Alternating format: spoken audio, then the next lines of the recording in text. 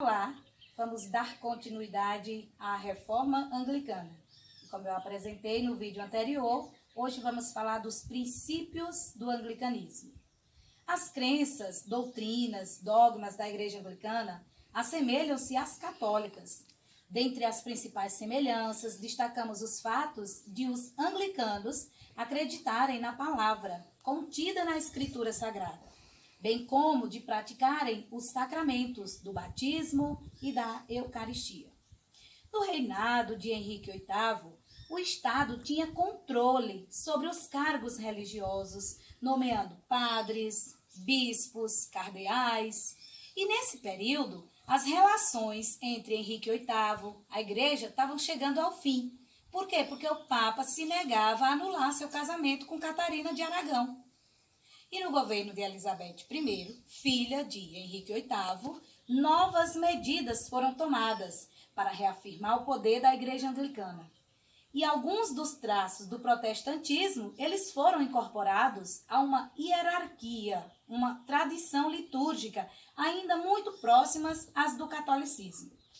Essa medida, ela visava minimizar a possibilidade de um conflito religioso que desestabilizasse a sociedade britânica. No seu governo, foi assinado o segundo ato de supremacia, e ele reafirmava a autonomia religiosa da Inglaterra frente à Igreja Católica. O crescimento da Igreja Anglicana, ele acompanhou o processo de expansão do Império Britânico, especialmente entre os séculos XIX e XX.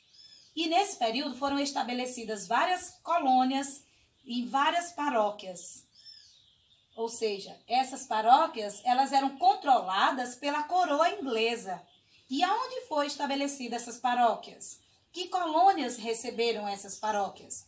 Foi na África, na Ásia, na América Central. Teve outras localidades, outras colônias que receberam também essas paróquias.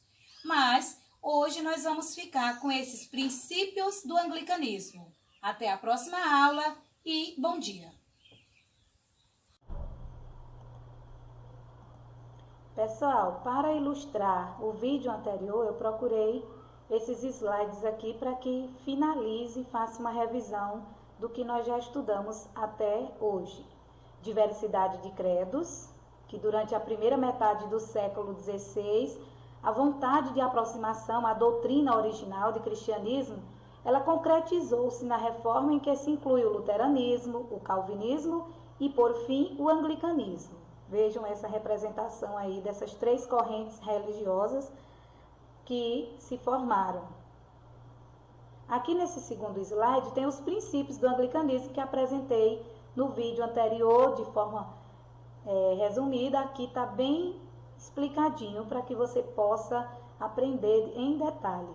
O primeiro princípio é a justificação pela fé e não por causa das obras ou méritos.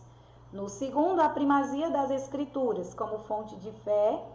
No terceiro, a Bíblia interpretada pelos bispos. Esse outro, os dois sacramentos, batismo e Eucaristia, a ceia do Senhor. O outro princípio, a abolição do celibato dos padres, que mantém-se a hierarquia eclesiástica.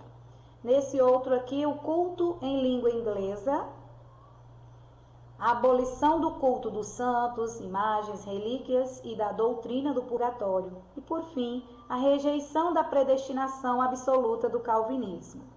Aqui tem tipo fluxograma, como tem no livro didático de vocês. Henrique VIII rompe com a Igreja Católica. O pretexto que ele usou foi o divórcio com Catarina de Aragão para se casar com Ana Bolena. Ele manteve a estrutura da Igreja Católica com algumas diferenças. Ele criou a Igreja Anglicana, expandiu o poder absolutista e teve o apoio dos grandes burgueses. Então, essa é a nossa aula de hoje em resumo. Até a próxima e tchau!